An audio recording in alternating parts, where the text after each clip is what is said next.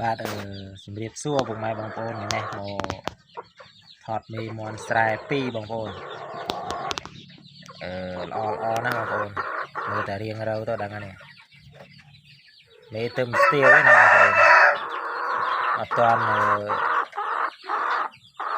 រកឈ្មោះទេបងប្អូនវាចិត្តរកឈ្មោះឡើយអាយុវាដូចជា4-5 ខែបងប្អូននេះស្គួយនេះសំពៅបងប្អូនពីងស្អាតណាបងមើលកម្រិតជើងមើលចំពោះបងប្អូនលឿងល្អ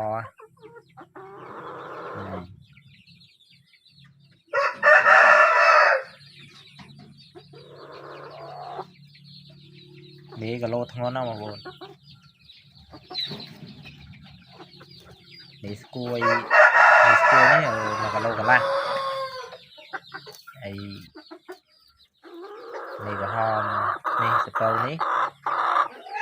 1 គីឡូ 9បងប្អូនខុសគ្នា4 ខាំហ្នឹង